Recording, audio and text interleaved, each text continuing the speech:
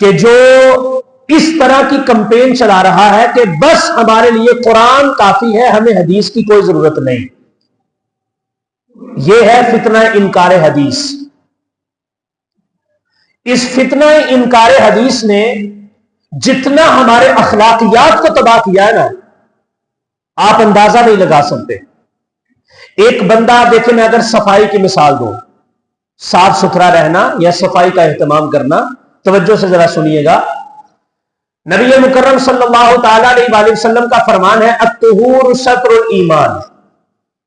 صفائی نصف ایمان ہے، آدھا ایمان ہے۔ وہ حضور علیہ الصلوۃ والسلام سے ایمان کے جو ذرائع تھے یا ایمان کی جو جزیات ہیں ان کے بارے میں پوچھا گیا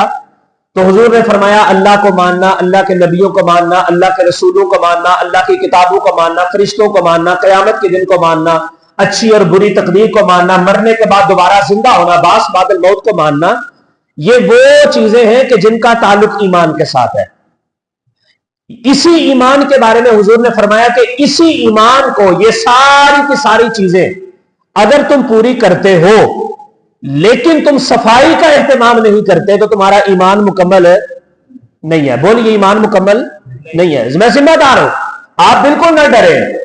آپ کو جو سمجھ آتی ہے آپ بولیں، آپ غلط بولیں گے میں انشاءاللہ کریکشن کر دوں گا، لیکن میں آپ کو غلط بولنے کا حکم نہیں دوں گا کہ آپ غلط بولیں۔ تو ایک بندہ اگر ایمان کی تمام تر جزیات کو پورا کرتا ہے، للہ ما فی السماوات و ما فی الارض وَإِن تُبْدُوا مَا فِي أَنفُسِكُمْ أَوْ تُخْفُوهُ يُحَاسِبْكُم بِهِ اللَّهُ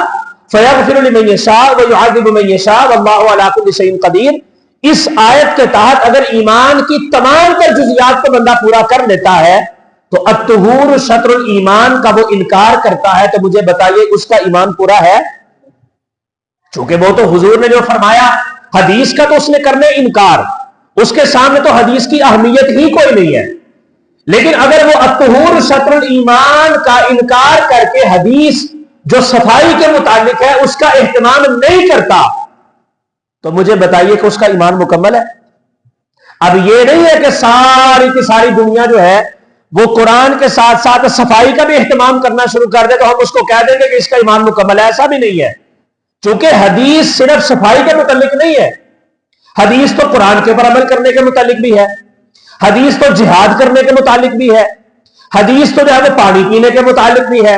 حدیث تو گھر کے معاملات چلانے کے متعلق بھی ہے، حدیث تو تجارتی مسائل کے اندر بھی ہے، حدیث تو روزمرہ زندگی کے معاملات کے اندر بھی ہے۔ تو حدیث صرف صفائی کے متعلق نہیں، یہ میں نے صرف ایک ڈومین